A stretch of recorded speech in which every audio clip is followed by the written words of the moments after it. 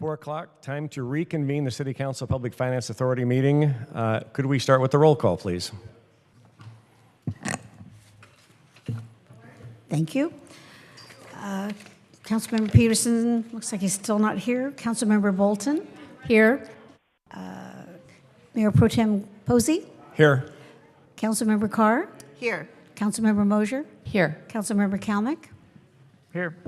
And also Mayor Del Glaze requested permission to be absent pursuant to Resolution 2001-54, and City Clerk Stanislaw pursuant to City Charter Section 310A. There being no objections, permission will be granted for the minutes. Thank you. Any supplemental communications related to the study session items? Yes, we do. We have, for study session number 2, we had 9 emails received regarding the short-term rentals. And for study session 3, we had a revised PowerPoint presentation titled Relinquishment Exploration Study of Pacific Coast Highway SR1 Overview, submitted by Sean Cumbry, Director of Public Works. And any public speakers on the study session items, either one? I don't see any hands raised. Nope. If you'd like to speak, please come on down and give us a pink slip if you haven't already done so. I saw a hand raised. Was there anybody that wants to first and last call before we move on? Okay.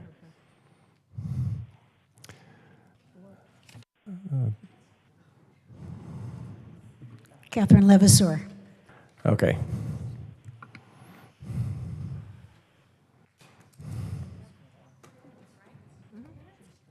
Okay. All right. I don't know that this is on. It is?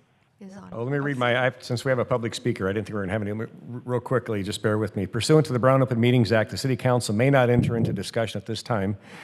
Individuals who wish to speak to a member of the council on an item not on the agenda may consider setting up an individual appointment by contacting the City Council's administrative assistant at 714-536-5553. Those wishing to provide a comment on the study session items may do so either in person by filling out a request to speak form or via Zoom webinar by computer or phone. All speakers are encouraged but not required to identify themselves by name. Each speaker may have up to 3 minutes unless the volume of speakers warrants reducing the time allowance. So please go ahead, Ms. Levasseur. Thank you. Good afternoon, Mayor Pro Tem Posey and council members. Nice to see you all. My name is Catherine Levasseur. My comment is for this STR study session today. My husband Al and I have lived in Huntington Beach for 23 years. I often speak on behalf of Huntington Beach Short-Term Rental Alliance, and I also lead the Facebook group for Orange County, California Airbnb hosts. We have been renting spare rooms in our home on Airbnb since 2015. As a City of Huntington Beach STR permit holder, I wanted to give you the perspective on how the permit program has worked for me personally. The process of getting the permit was relatively easy, and I was able to complete the application process entirely online. The idea of posting my permit outside and the internal signage requirements inside the home have been non-issues. My concerns about collecting TOT and TBID from my guests after they arrived was made easy with Airbnb Pro Tools, which is free.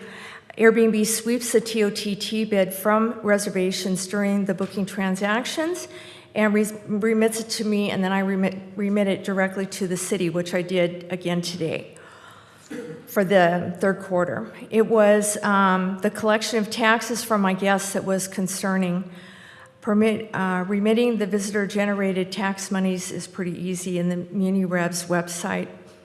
Looking at the deck presentation for today's study session, 2 things stand out for me. One, the amount of tax revenue the city has received from visitors staying in STRs and paying the local tax to stay in the city. Not one of my guests has ever said one syllable about paying the 14% TOT to stay in my home. There's more tax revenue to be had if the city were not to be so restrictive and allow unhosted STRs to apply for permits. The second fact in the deck presentation is that the number of STR complaints the city has received, with the majority of complaints simply being for unhosted STRs where the owner is not on site and not for any other nuisance issues mentioned. It tells me STRs are not a problem in the city. The HB City Council has upended the lives of many voting, tax-paying, property-owning STR residents by blocking them from applying for STR permits. Please consider allowing owners of unhosted STRs to apply for permits. Council considerations on how to control the number of unhosted permits in the city is, I'm out of time. Thank you for your time. Thank you. Any more speakers? Yes, two people just raised their hand. Judy Jew. Go ahead, please. Yes, my name is Judy Jew. I inherited my parents' property and was permitted for hosted rental in June. My experience so far is when I advertise, people who have inquired, I've had about 7 since my approval in June. When I tell them that I am going to be in the home, they have canceled. And I don't really know how to change the ad to make it more clear, but I do write it in the description and everything that I will be in the home. I would ask that you consider approving unhosted rentals. Everything else seems to be fine, and I thank you for your consideration. Thank you. Jay Hodson. Yes, can you hear me? Yes, I can. Go ahead, please. Hi, my name's Joanette Hodson, and I did meet with Mayor Carr and one of the council members this summer concerning the short-term rentals. And I have been doing this for over, 12, 13 years between here and Manhattan Beach, and I thoroughly support the unhosted short-term rentals due to the fact that if you have a property management team that is taking care of the property, there has to be some accountability for these homes. There has to be people walking the homes after these people leave. There has to be excellent cleaning people. I mean, there has to be some standards. I truly, truly support the unhosted because I wouldn't want to stay in a house with somebody else hanging around me. You know, I have stayed in homes where people are downstairs and that's not so bad, but to have them in the same house, it just doesn't make any sense. So I really hope you reevaluate this and speak with Mayor Carr. Her and I had a very long discussion concerning this, and also one of the other council members. I apologize, I can't remember her name. But due to the fact that you could take in so much more money, when I was in Manhattan Beach, there was so much money turned away. I mean, I'm talking $300,000-$400,000 worth of taxes that they turned away up in Manhattan Beach. And they turned away my money. I mean, my tax money they turned away. And so I work with a people called Vicasa, which used to be Turnkey Rentals. And they're very, very professional. They're world-renowned. My house is cleaner than most hotel rooms. I just think there needs to be a standard. You need to have plenty of pots and pans, plenty of towels, plenty of, bikes, and these things need to be maintained. So there needs to be oversight on this, and I'm highly encouraging this. And some of these homeowners just want to rent their house out to whoever. Well, I've done that. I've rented more homes than most people can even imagine up and down the Southern California coast. And I have had more nightmare stories of black mold in refrigerators and urine on the bed. Just non-stop. People setting up tricks where things break and you get charged and penalized. So, like I said, the high-end property management teams are really the way to go. They do cover you when damage is done in your home. They have, I forget what it's called, but it's a waiver where if something breaks, they cover it. And it's actually better for the homeowner to have this. So there's so much more that I discussed with Mayor Carr, and I just hope that you will reconsider this, because there's so much money that you could take in, and Huntington Beach needs the money. The streets, the sidewalks, everything needs to be helped and repaired. You know, it could be such a better place than what it is. And just so you know, I grew up in Southern California. I've been coming to Huntington Beach since the 1970s. Thank you. Okay, thank you for your. That concludes public comments. Okay, thank you very much. Moving on then to short-term rental summer recap. Director Luna Reynosa, would you like to introduce your item? Yes, thank you. Good afternoon, Mayor Pro Tem Posey and members of the City Council. And if we can pull up the presentation, please. And while that's being pulled up, the idea initially of hosting or holding this in October was to cover the high season of Labor Day to Memorial Day. Do I have that? Memorial Day to Labor Day. And you'll see in a later slide that the way the revenue comes in, we're not quite able to cover that on the revenue side. And the point is that this program is still stabilizing, and we're still learning a lot about the data that we have access to. So I'm going to talk about that a little bit. And one of the things I want to get out of this study session is things that are of interest to the council so that we can make this report better and better each time we come before you. So with that, we'll go to the next slide. And just a brief background. On September 3rd of 2019, the City Council held a study session on short-term rentals. 4 coastal cities were studied: Carlsbad, Carpinteria, there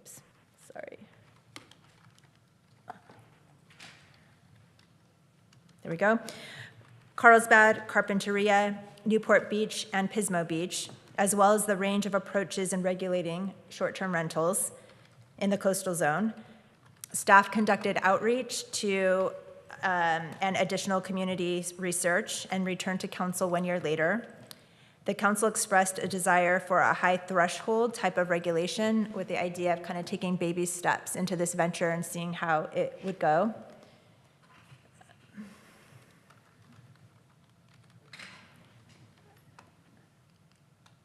Why don't I just say next slide, please? There we go. Thank you. So on February 19th of 2021, the short-term rental ordinance became effective. It was a high regulatory ordinance. It was hosted only with the exception of Sunset Beach, and that was to honor the previous way the county dealt with this issue. In the summer of 2021, an ad hoc committee was created to receive additional input from interested parties. And then on November 2nd of 2021, the City Council did approve an amendment to the STR ordinance to allow owners in Sunset Beach to obtain an unhosted STR permit by March 1st, that the previous date had been earlier in the year. And there were no other major changes made to the regulations. So after this date, all new STR permits must be hosted, including in Sunset Beach.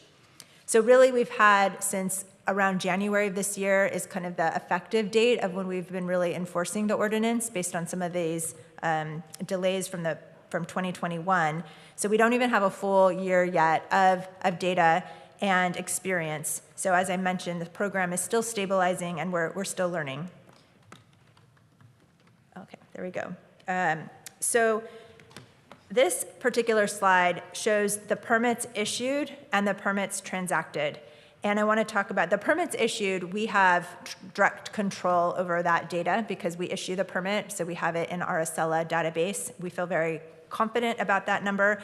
And the transacted permits as well, because they come into finance to pay TOT. Although conceivably there could be a transacted permit that is not paying. And I want to make the point that we use a third party to collect this data on the number of short-term rental permits that are happening. And what they do is they crawl all of the platforms that are advertising short-term rentals, and that's how they give us this number. You're later going to see a slide of the number of unpermitted STRs, and that's coming from this third party. We have no way of knowing because if they're not coming in for a permit, we don't know if they're a short-term rental. And so that is the way all of the other cities, there's a few different platforms that do this, but that's how cities are getting an idea. So really, it's an estimate. I think it's a pretty good estimate. But for example, if you are we are aware that there's a small platform in Huntington Beach. It's just specific to Huntington Beach, and it only advertises a handful of properties. So it's not on Airbnb, VBRO. Our third party is likely not capturing those rentals. And also, if you are advertising on more than one platform, so you're on VBRO as well as Airbnb, that is really just one property, but it'll show up as two. So my point is that this isn't perfect data, but it's the best that we can get because it's difficult. We're not aware of a better way to get it. So I wanted to make sure that the community understands some of this data is a best guess, and I think it's pretty good.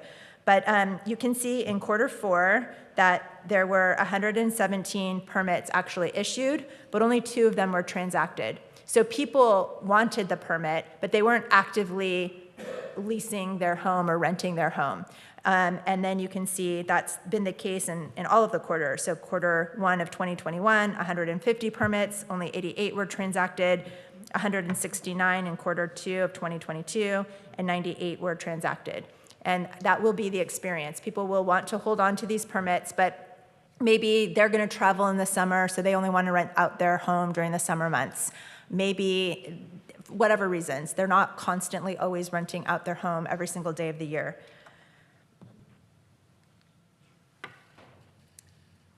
So this slide shows just a heat map of the permits issued, where they're located.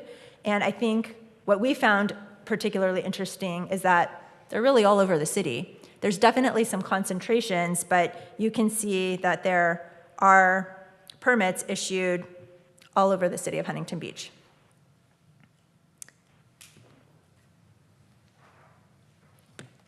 And so this slide is a revenue slide, and it shows the amount of T-bid assessment, which is 4%, the TOT, which is 10%, and it's broken down by unhosted revenue versus hosted revenue, and then you can see the total revenue. The circled number represents the city's revenue for this period, which is through August of 2022. I have another slide that will talk a little bit about the timing of the collection of this revenue and why we went through that particular date. Of note or of interest, I think we all expected that the unhosted revenue would be greater, significantly greater than the hosted revenue, thinking that people would be able to rent those rooms for a much greater amount. But what we're unable to tell by this is exactly how many are, and how many, it's not how many, because we know the number of transacted permits, but we don't know the number of nights, which you're going to see in another slide. That is some data that we want to collect, and we're trying to find ways to collect it, but as of this moment, we don't have a way to do that.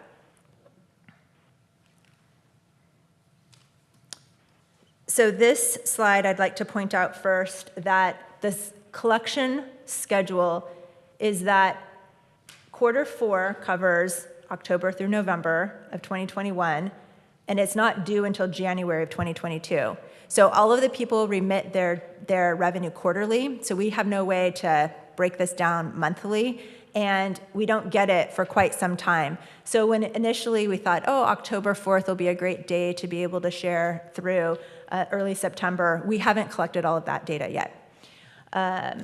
So here, this slide is just showing kind of the revenue by quarter. We showed early on that there were very limited transactions in Q4 of 2021, so you can see the revenue is very low. And this is city revenue, so this is just looking at the TOT. And then hosted for Q1 of 2022, and you can see the difference between hosted and unhosted, and the same for the most recent quarter that we have. But also that Q2, which covers April through June, was significantly higher, and I think that would be expected. And we're expecting Q3 of 2022 to be probably our highest. That's what we anticipate. Okay, so this is the slide that I'm just going to say we made a mistake on, so I want to explain it. We were really interested in this average daily rate. In particular, we wanted to be able to compare what these the nightly rate is on these compared to our hotels. So that was what we were really trying to achieve here. And a couple of things. So this revenue is only showing it's showing the TOT revenue, and it really should have been the entire revenue if we were trying to go for an average daily rate. So you divide all of these numbers by 10%, and you would get what the total revenue was for that particular quarter. It is showing the transacted permits versus the average. Well, so this average daily rate is the part that's incorrect. So that is really the total revenue per quarter, the total TOT revenue. So if you divide that by 10%, you'll see the total revenue was much greater than that. And then that piece we're missing is the daily nights, which we don't have access to yet, because then we would have divided that total revenue by that number, and we would have been able to come up with an average daily rate. So we want to try to get there, and we're not quite there yet. But this line just represents the TOT revenue that the city received per quarter by the number of transacted permits. But it's not quite that meaningful. Once we get what we're really going for, it'll be hopefully a better information. So this... Ms. Reynoso, we have a question from Mr. Kalmick. Just Yes. a question. When they submit a tax form, right? When they submit they submit a tax return quarterly. Jimmy, do you know exactly what is submitted to finance? Yes, Councilmember Kalmick, the STO operators would have to remit their TOTs online via a third-party platform. There'd be questions being asked, how many nights are being rented out, what their rental rates were, and then they have to calculate the 10% for the TOT and the 4% for TBID. As far as documentation, No, you answered the question. So we were actually capturing how many nights we rented. They submit that to the platform? That's my understanding of it, but there's no, the third-party platform is different. It's a payment gateway, essentially. But what we use is a system called MuniRevs. MuniRevs, we've been in discussions with them, trying to get that daily rate. And as of today, we did hear back that that's a possibility that they can do for future reports. Okay, because it sounds like they're capturing it. So Well, they're not capturing it. So Airbnb and VBRO is Yeah. capturing it. Early on when we were forming this ordinance, they're very closed with what data they will share with us. Sure, but when they pay their taxes, like we just ask them, like on a return, how many nights did you rent? And what was your average rent? I mean, right, like, We can That ask is them. That is correct, but the current system, the way it's set up right now, they don't have that capability yet. Sure. But we've been in discussions with them, and as of today, we did hear back that they're going to work to create us a report to show the daily rental well, rates. of course they'll take our money to do whatever we want. So I appreciate that. Thank you. We're trying to run reports as opposed to do manual data collection, which so far is what we're having to do a lot of. So we're still working with our third party. Great. As we work with a third party too, I'm sure you'll talk to them about this, but making sure that it's not on just a go forward, but a look back for those reports. Yes, and eventually we'd like to start to compare month over month, year over year, as we get more As granular data. as possible. Yes. Okay, thank you. I have one quick question too. On the average daily rate per quarter that shows $18.34, could this be the average bill for a particular stay without the nights divided out of it?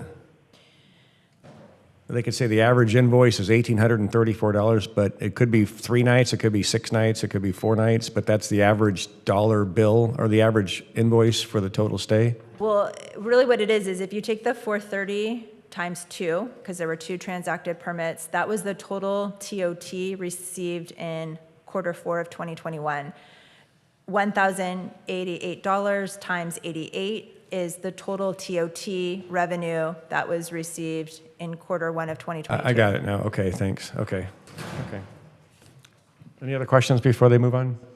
Rhonda? No? Okay, we're good. Sorry. Thanks. So this slide is showing the top 10 revenue generating STR properties.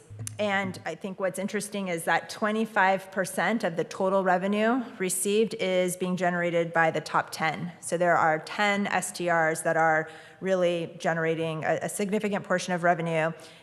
Half are hosted and half are unhosted. So we do have hosted rentals in that top 10. 9 are single-family residences, and 1 is a multifamily property.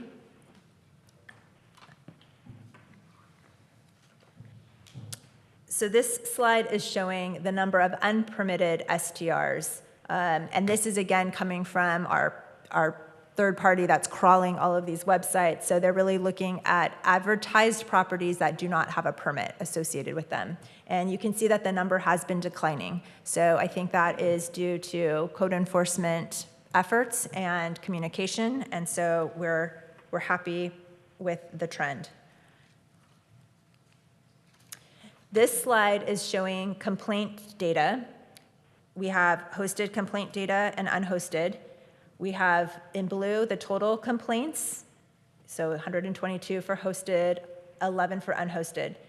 Just because somebody complains doesn't mean there's a violation. So then we looked at the number of properties, because some properties are generating more than one complaint. So the red represents those number of properties. So there were 43 properties generating complaints under hosted, 7 under unhosted. The green represents the investigations that were done, 45 for hosted, 5 for unhosted. The gold shows confirmed addresses in violation. So after the investigation was done, which properties are actually in violation. There were 25 hosted, 4 unhosted, and confirmed addresses and then confirmed violations, which again, a couple of the properties have more than one violation. Ms. Reynosa, I have Yes. a quick question. I'm sorry to interrupt the train here, That's but fine. on the hosted complaints, are these verified hosted short-term rentals, or are these unverified hosted rentals? Because I see some of the permits. I looked at the permit data from that other spreadsheet, and some claim to be hosted, but they're not. So are these 122 complaints, do they come from for sure hosted properties, or do they come from properties claimed to be hosted properties? Their permit that they applied for was for a hosted property, but the majority of these, you'll see on another slide, are not operating in compliance with that. So they're actually operating as if they were unhosted, but they are only eligible for a hosted permit. So they're not in Sunset Beach, so the idea of being able to get an unhosted permit was not an option. So they applied as a hosted property, but you'll see a number of those violations are due to them being unhosted when they're supposed to be hosted. Okay, Ms. Carr had a question. Yeah, I just had a quick question on the complaint data. So this complaint data only pertains to people who have a permit. So none of these complaints were for a short-term rental that's next door to me, but they don't have a permit for either hosted or unhosted. I believe that's correct. Yes. So this is only for people who have a permit. This Yes. doesn't apply to anybody who does not. Correct, because we Okay. are dealing with that enforcement a little bit separately, because if they're advertising, you saw the trend on the previous slide, I believe it was this previous slide. So we do here look at, we get a report from our third party that shows us, here are a bunch of what we believe, based on crawling these databases, of STRs that are operating in your city that don't have permits. So they generate that list. How often do we get that? We get them every 2 months. It takes about 60 days to go through the whole entire list and investigate each of the addresses. And then we send them a notice. And I just to- had just a real quick, because I couldn't find it in this presentation. How many permits have we issued for hosted versus unhosted? I know we have the total, but what's the breakdown for hosted versus unhosted? Yes, Councilmember Carr, we have issued about 113 hosted permits and 55 unhosted permits as of September 12th. And thank you for pointing that out. We will be sure And to to be include that. clear, the unhosted permits are all in Sunset Beach. Correct. Yes, that is correct. However, in Sunset Beach, there is one permit issue for hosted in Sunset Beach because it was after March 1st, 2022. Oh, thank you. Okay, so this next slide is showing kind of the types of complaints that we are receiving. And so we broke it down by category. We have citywide complaints, hosted confirmed violations, unhosted confirmed violations, total confirmed, and then the percent of total permits. So the largest complaint that we're getting is that there was no owner on site. So that goes to Ms. Carr's question about whether there, or maybe it was Pro Tem Posey's question, I can't remember, but it was about whether how are they operating, how is their permit issued? That is largely the biggest complaint we're getting, that people are supposed to be hosted, their permit was issued as hosted, and they're operating as if they are unhosted. And then we have some for noise next, that's the next largest category, maintenance, occupancy, construction, parking, trash, and other. I think the key takeaway is that as a percentage of total permits, especially when you take out the no owner on site, they're rather small numbers. And this next slide is showing where the confirmed violations are occurring, and a bit all over, maybe a higher concentration in the downtown area slightly. And some takeaways on the complaint data. For hosted, 4 STR properties were cited for no owner on site out of 25 properties. So these were confirmed violations where the owner was not voluntarily complying and it escalated to citation. For unhosted, we have issued no citations. 2 hosted STRs have elected to cancel their STR permits based on code enforcement activity. So they were getting notices of violation and essentially decided this program was more trouble than it was worth and have decided to cancel. And 1 hosted SDR just voluntarily decided to cancel their permit. They were not under any code enforcement action. And just violations of permitted STRs can be reported 24/7 at this number, 714-375-5155, option 3. We just always want people to be aware of that.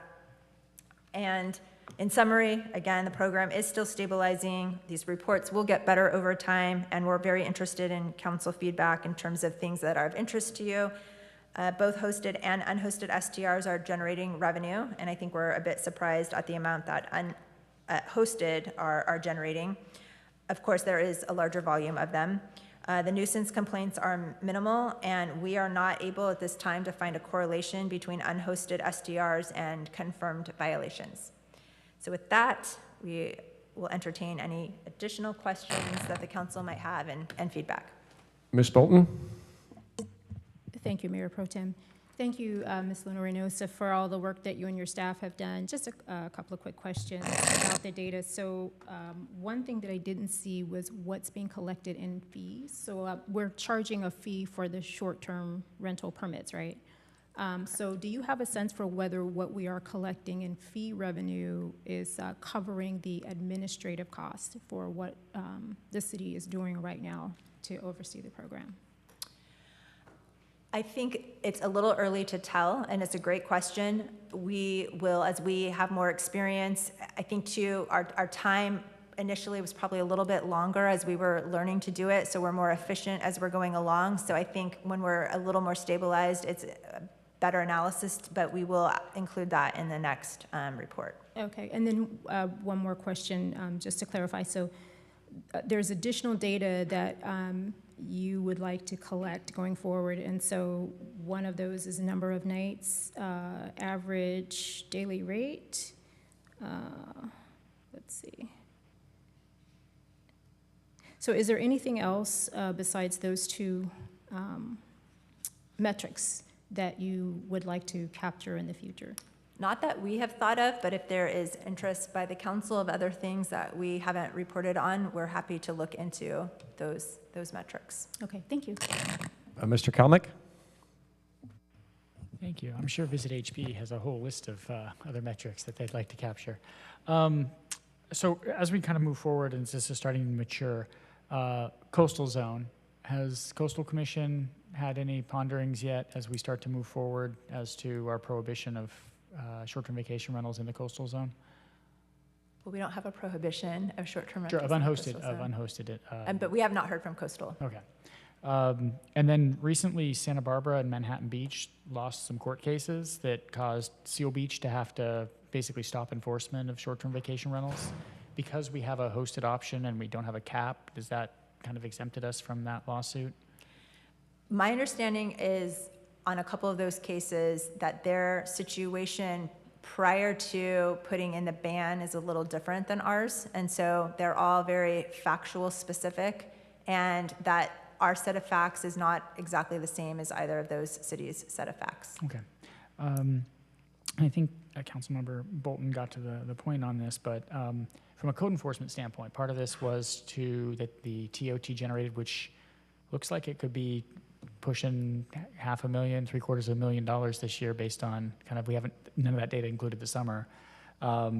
Seems to be enough to provide enough for the code enforcement officer that I believe you hired for this piece. There were actually 2 code enforcement officers that were authorized by the city council.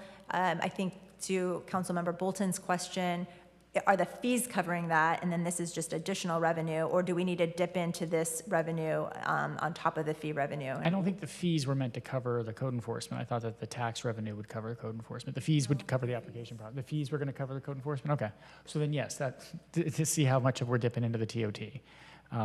But yeah, I think it's really interesting to see that we very much underestimated, I think, the tax revenue coming from this. And so I think going forward, I'm interested to see kind of what staff's recommendations are. And I think the last slide prior to this showing there's no correlation at this point between unhosted and code enforcement. But I guess as granular detail as you can provide on the code enforcement was great, kind of giving us an idea of it's hosted, it's fake hosted vacation rentals. And I think really what I want to hear is how overwhelming this is for code enforcement, right? I know that our sober living homes and some of the other things that are very much taking an enormous amount of time to resolve, the amount of follow-up that these require in order to enforce seems to be, based on our ordinance, seems to be, I think, a much lower threshold is what I'm kind of hearing. And in the next report, it would be nice to kind of get the, I guess, the headache that these are causing for staff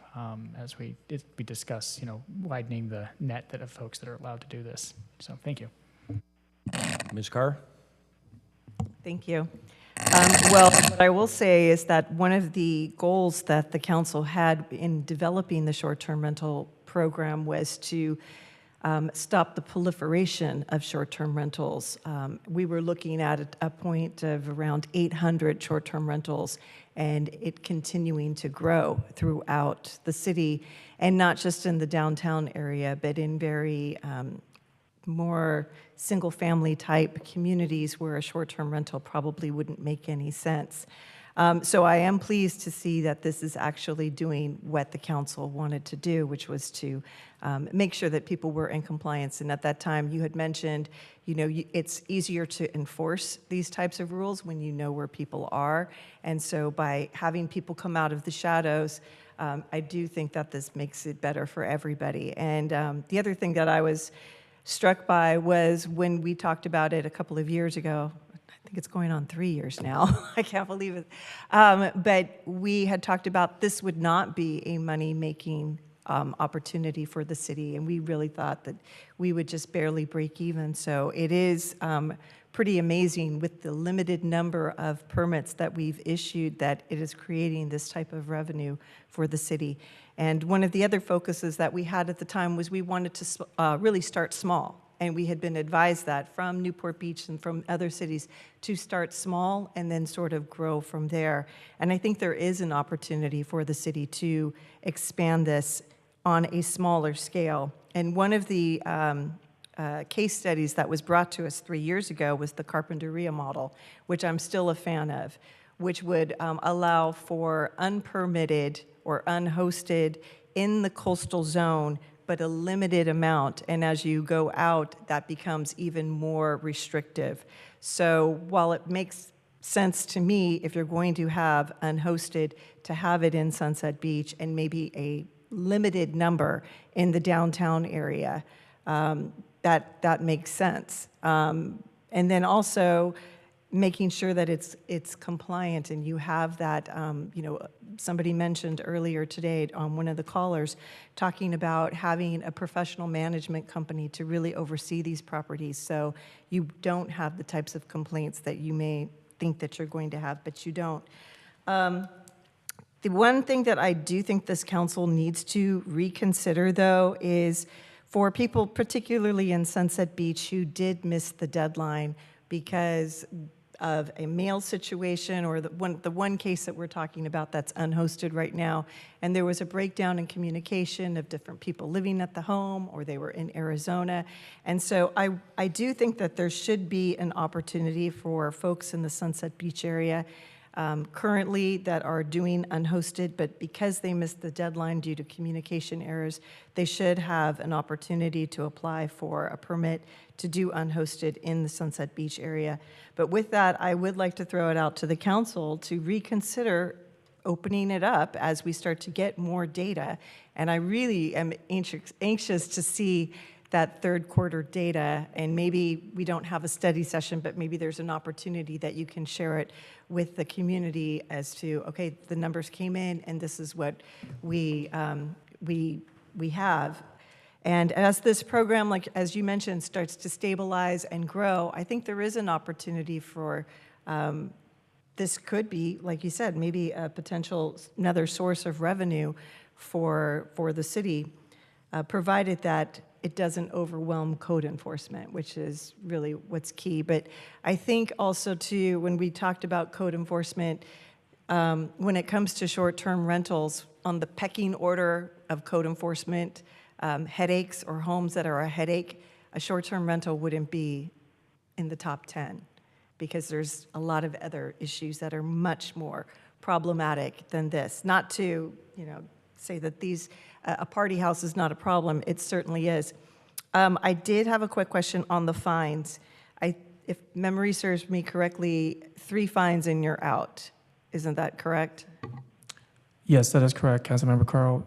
And we do have one property who's on the verge of getting their permit revoked based on violations where they're supposed to be hosted and they're not. Mm-hmm. And what's the current fine for your first, second, and third violation? It's $1,000 per violation of the ordinance. So it doesn't escalate? At the moment, the max is 1,000, so it does not escalate. I mean, that might be something this council considers, that your first fine is 1,000 and the second is twice as much and so forth. I mean, that... I don't know, There's some laws about that, but there was actually a bill that was passed specific for short-term rentals that allow us to increase the citation. We would have to amend our ordinance to be able to implement that, but certainly it is on our list. There's a few cleanup things that we already have on our list. If and when the council directs us to bring an ordinance forward on short-term rentals, we would recommend including some of those items. Okay. I think it's too soon to bring it back in November, but maybe the first week of December, or, I mean, it depends. I mean, When will I'm that fine with third bringing it quarter back in data November, be- but when do you think you'll have the data?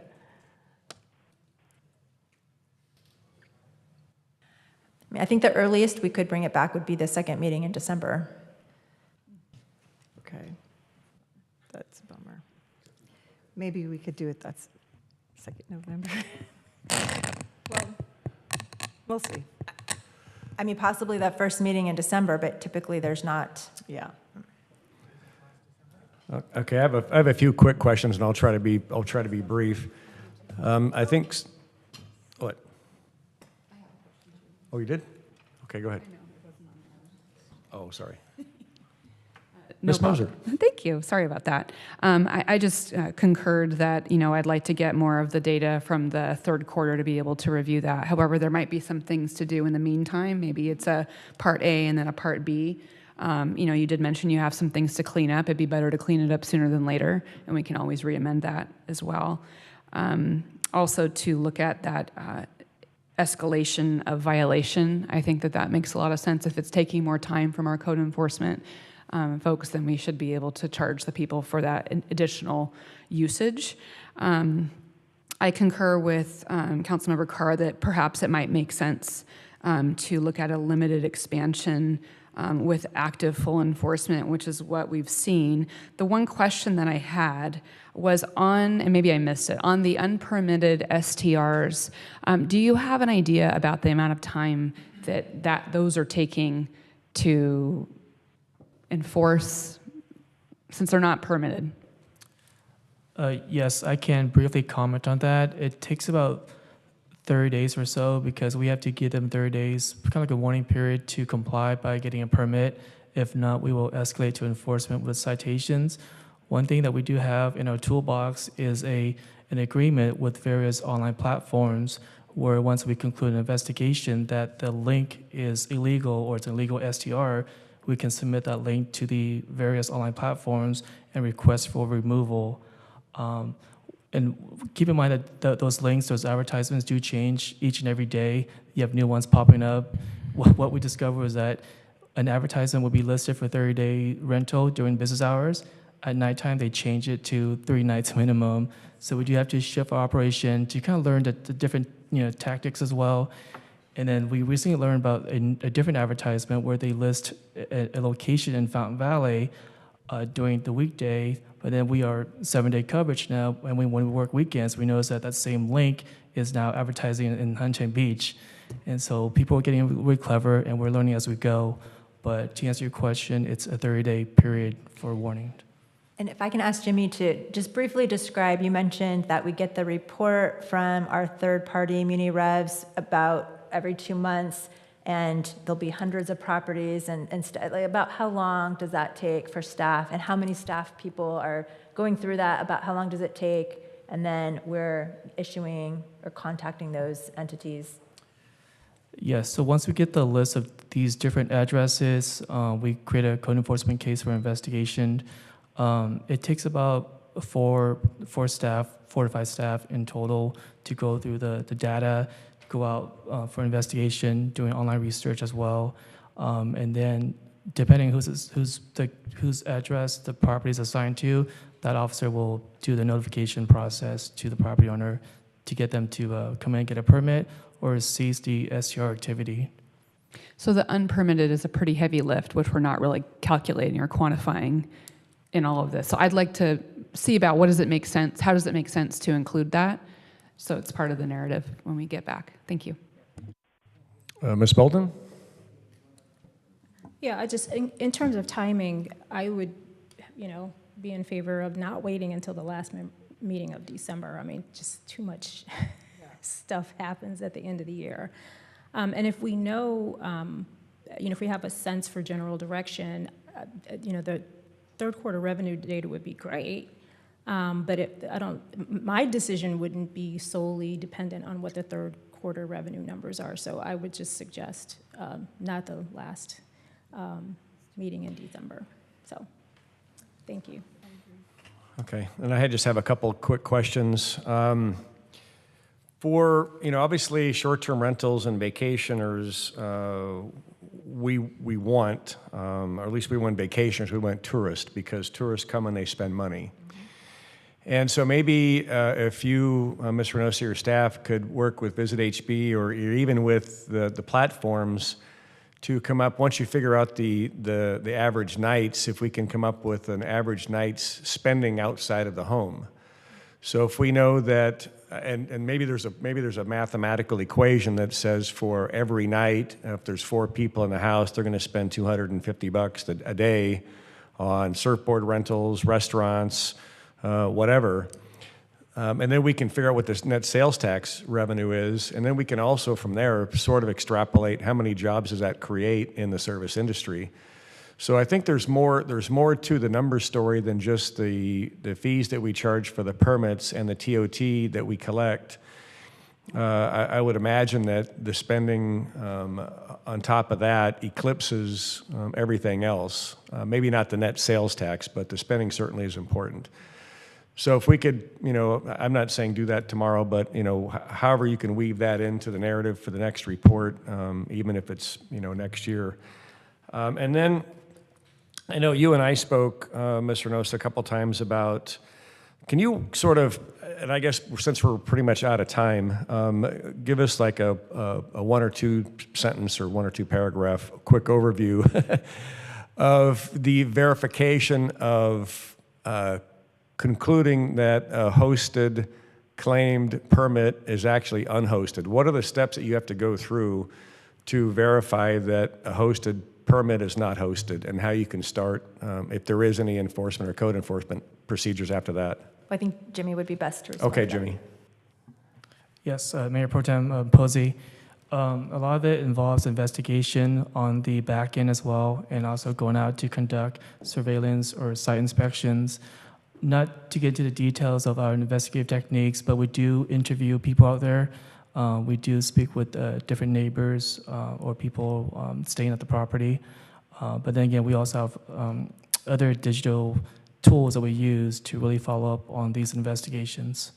That's a perfect answer, because I know that, all of us here, say, oh, there's a short-term rental next to me. I don't think they're permitted. What can you do to stop it? And so, well, we can explain to them that there is an investigation procedure that we go through, and it's a proprietary investigation procedure, and that we look at that. And then my last question is for Mr. Gates.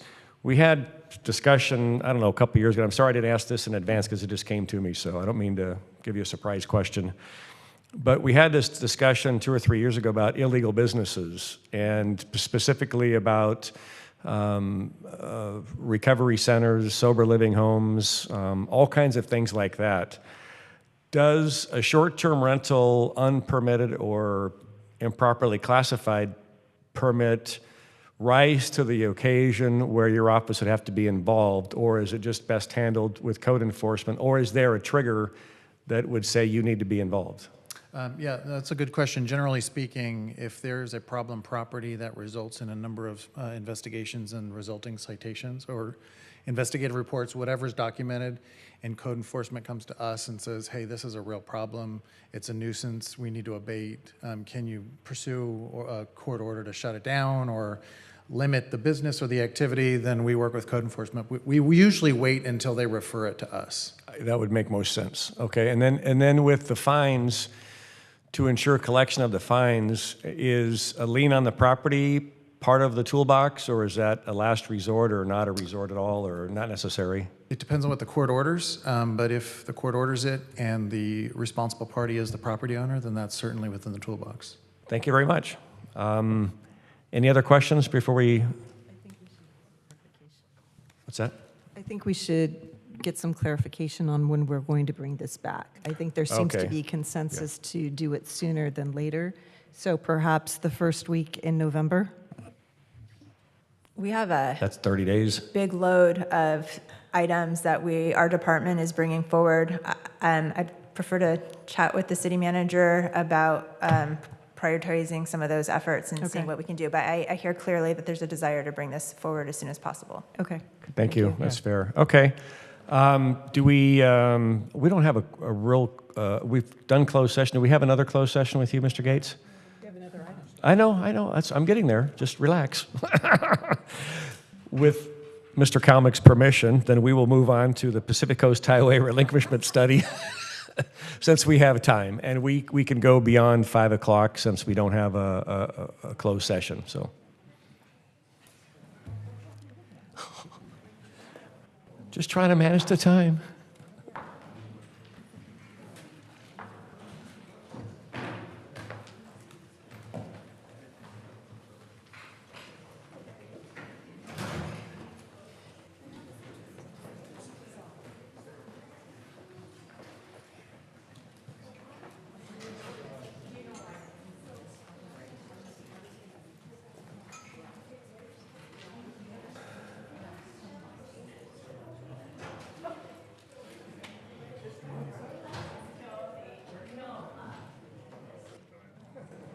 Ready when you are, Mr. Crumby. Oh, okay. Just waiting for the presentation to get loaded. All right. Thank you. So good evening, Mayor Pro Tem Posey and Council. Thanks for the opportunity this afternoon to present the study session item related to potential relinquishment of Pacific Coast Highway in Huntington Beach. For those who may not know, Pacific Coast Highway is owned and operated by the California State Department of Transportation, otherwise known as Caltrans. Relinquishment is a process whereby the state of California gives operation of a state facility to a local agency, which in this case would be the city of Huntington Beach. The presentation tonight will go into a little bit of detail about relinquishment in the process. For me personally, I've not heard residents that are opposed to the city having control of Pacific Coast Highway. But along with those freedoms and that control comes a cost, and we'll go through some of that tonight. So as a bit of background, on September 7th of 2021, the City Council directed preparation of a feasibility analysis regarding this relinquishment. As a response, staff immediately procured the services of Kreitzer Consulting. Kreitzer has just prepared a similar report for the City of Anaheim as they're considering relinquishing parts of Beach Boulevard through their city. Tonight's presentation will go through some of the numbers from our report, which, as a reminder, looks into pros, cons, and process. So this flow chart is taken directly from the Caltrans manual, and I apologize that it may not be legible. Really, what we wanted to do was insert this chart just to illustrate in tonight's presentation the fact that relinquishment is a lengthy process that has a lot of potential turns and boxes and those sorts of things. Depending on how aggressive we want to be as a city in terms of the negotiation, we can expect that that process could take years to complete. So in the upcoming slides, we'll discuss considerations and factors related to relinquishment. From a process standpoint, though, the city and state would enter into negotiations. At the heart of those negotiations center around setting of a transfer price or a fee. When Caltrans executes a relinquishment, they pay the accepting agency, in this case us, a one-time transfer fee. That fee theoretically performs repairs to the street and brings it to what they term state of good repair. After receiving the funds and accepting the relinquishment, the city would be responsible for all future maintenance and operations of the facility, as well as all future claims related to collisions, trips and falls, and those sorts of things. Oops. Okay, so the direction from the City Council was that consideration be given between Sea Point on the north and the Santa Ana River on the south, so the south city limit. Although we as a city can pursue smaller sections, dividing it up, we considered the report analyzed the entire stretch through the city. So why would the city pursue relinquishment? First and foremost, it's to have control. At the heart of the issue is that the state is operating Pacific Coast Highway as a state highway with the primary function being moving of vehicles regionally. While the city also would factor in the movement of those vehicles, I think we would take maybe a little bit more of a balanced approach in terms of locally serving our residents and visitors to the beach. Having control, we could take more of a complete streets approach, which would involve things like traffic calming, placemaking, those sorts of things that we generally would like to move forward. Also, there could potentially be a situation that we're better positioned to support some of the special events that we have in the city. The one downside, as I mentioned, though, is the cost, and so we'll get into some of those numbers. So for the purposes of the study, PCH was divided into 3 segments. Segment 1 lies between Sea Point and Golden West. This section of PCH has 2 lanes of travel in each direction with a speed limit of 55 miles per hour. Segment 2 lies between Golden West to Beach Boulevard. That section has generally 2 lanes also in each direction, except for the section around Main Street, with speed limits that vary between 40 and 45 miles per hour. Section 3, the southernmost section, lies between Beach Boulevard and the south city limit. That section has 3 lanes in each direction with a speed limit of 55 miles per hour and no on-street parking. I used the term state of good repair a few slides ago, and there's a long list of items that go into that calculation, which we'll talk about on the next slide. So this slide shows a chart with some of those numbers I've been talking about. If the city moves forward with relinquishment, the state of good repair estimates include items such as broken concrete, broken sidewalks, ADA improvements, broken lights, all of the typical repairs that essentially fix the broken infrastructure.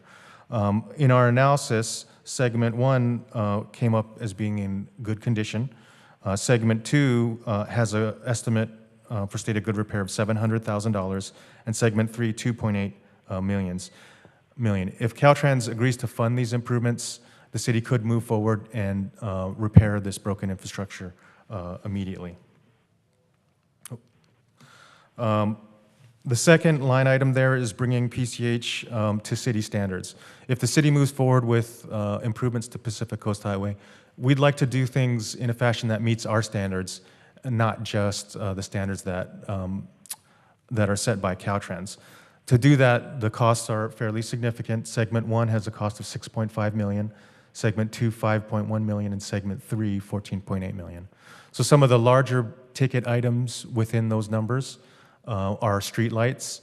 The lighting on Pacific Coast Highway does not match the level of lighting that we have in the rest of the city, so it funds covering that. And also the traffic communication systems. We run our traffic signals with a fiber optic network, and we utilize that for a lot of other things.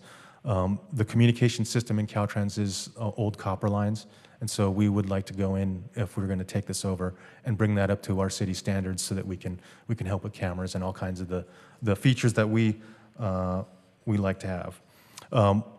If we were going to take over this, the highway, there's no time frame in terms of the delivery of these. We could take over operation and deliver them in the future. The third line item is operations and maintenance. This line item is an annual cost. So $2.4 million is what we anticipate to assume maintenance and operations of Pacific Coast Highway. The fourth line item there, potential future enhancements, that really is a guesstimate of what we could expect in the future.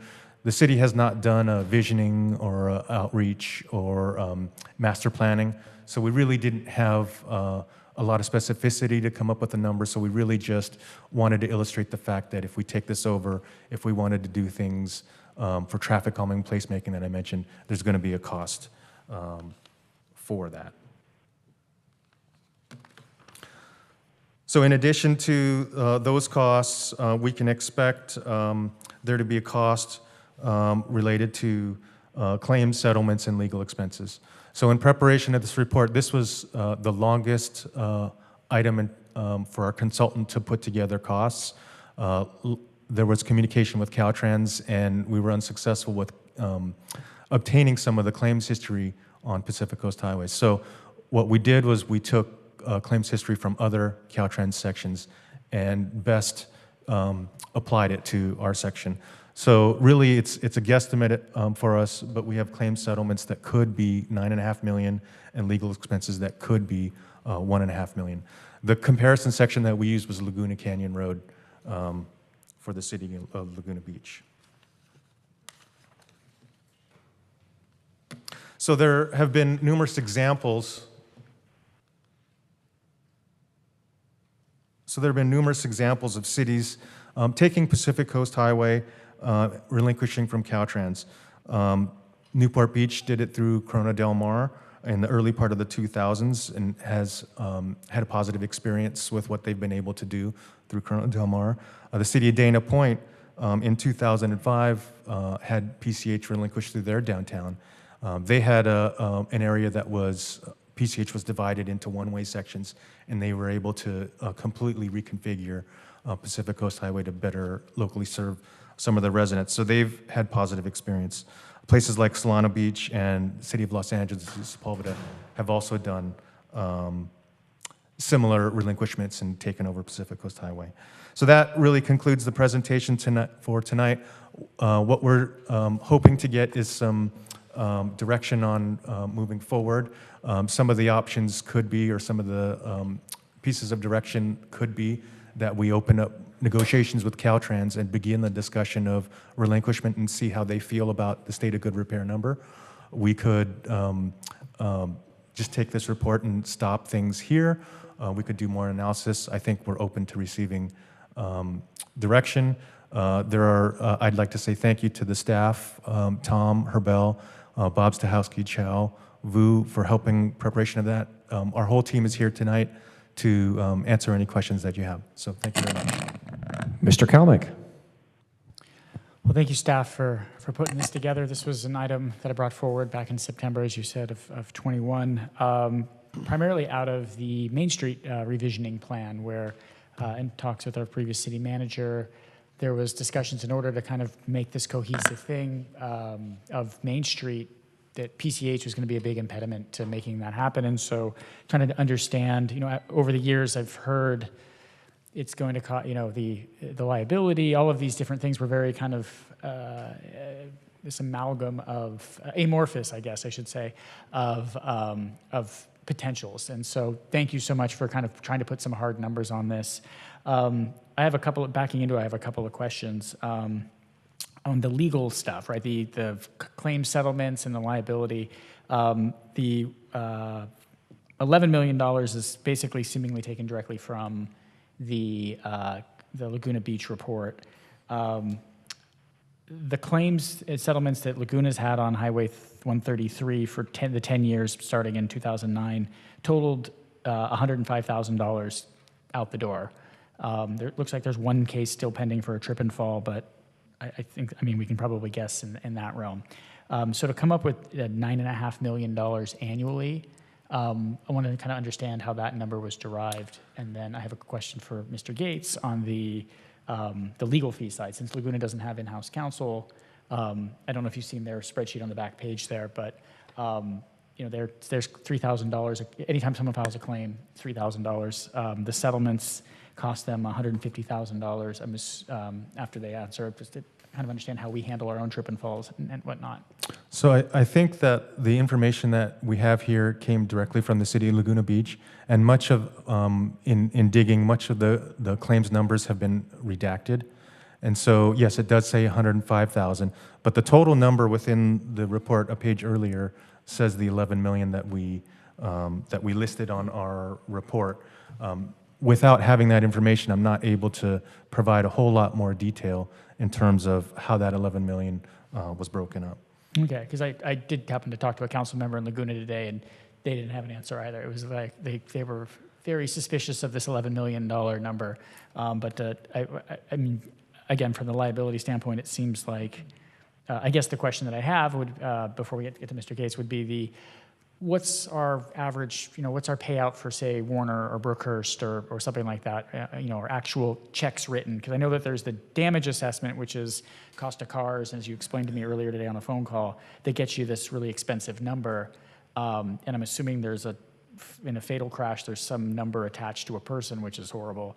But the actual number of what the city would be writing checks to people for, I guess, for our other arterials we have that obviously have way less traffic than PCH. So I can come back with a number. I don't have a number on Warner as you asked for, but I guess I would say that it depends on the situation. But I don't have a claims total for Warner with me today. Okay, or just just kind of any street. I guess it would be analysis. And then I guess for the legal side on our legal costs. Yeah, and I guess one question I had for clarity too, to help answer your question is, in terms of that Laguna arterial, in terms of the frequency of accidents and the scope of accidents, is it analogous to what we're seeing here? Is it comparable? Because there are SWITR's reports and there's databases to actually just pull that information. Mm-hmm. So we didn't get into the specifics of those accidents. We basically took another relinquishment study and compared the numbers and brought it over as a frame of reference because we didn't have a better way to get numbers. This is purely a guess without having the ability to obtain the real claims data from Caltrans. Okay, just curious, thank you. And then to your question, So the 1.5 would be, I'm assuming, for outside legal. Obviously, we wouldn't have that. We absorb these types of conflicts, legal conflicts in-house.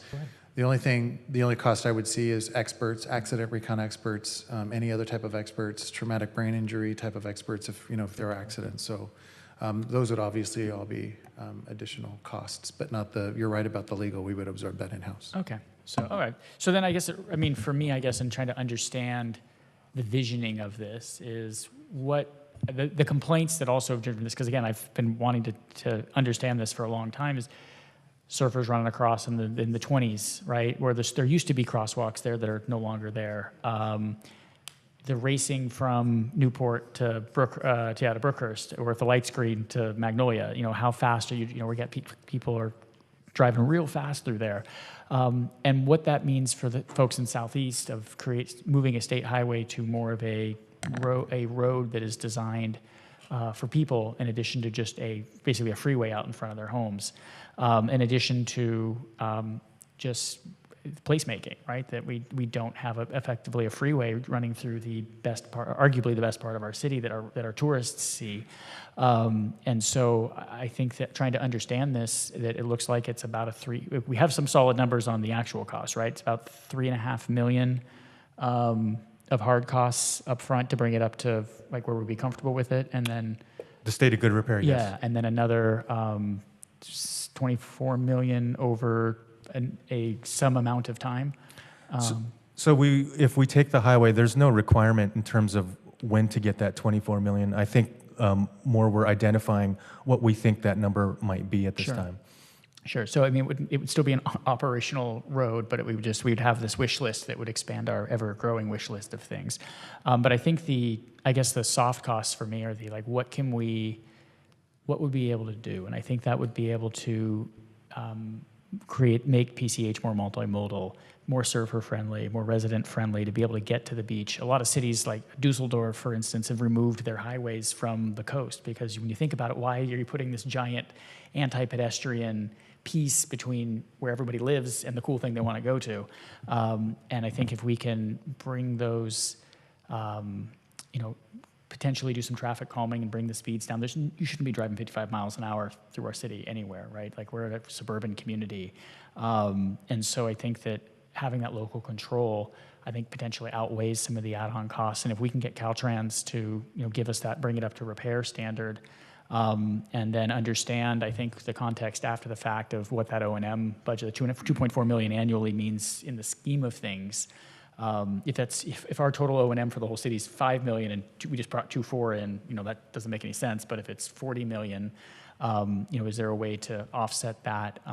Maybe some short-term vacation rental dollars or something. But just to kind of understand that context. But I would be interested in at least starting that conversation with Caltrans to see what they're going to give us. And if they just say, thank you for your time, we're going to give it to you as is, no money, that doesn't seem to make any sense for us. But if they can, if the offer is good, I think it's worth pursuing. I think at least at this point, and it sounds like it's going to take some years, as we develop what Main Street looks like and other placemaking as we go up and down the coast here. We just finished the Cliffs project, and I think having Pacific Coast Highway as part of that, I think adds to that flavor. And then again, for what we could do in Southeast in front of the Huntington wetlands, street lights, trees, so you can hide the sewage plant and then hide the power plant with some trees. Trying to make it, Harbor Boulevard for me up in the resort zone, I think is a beautiful street.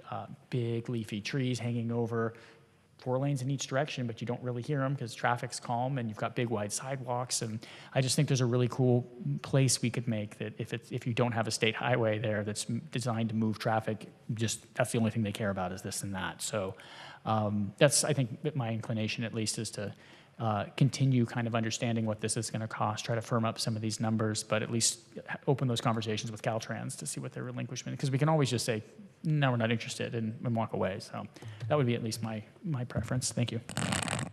Any other questions from council? Ms. Carr.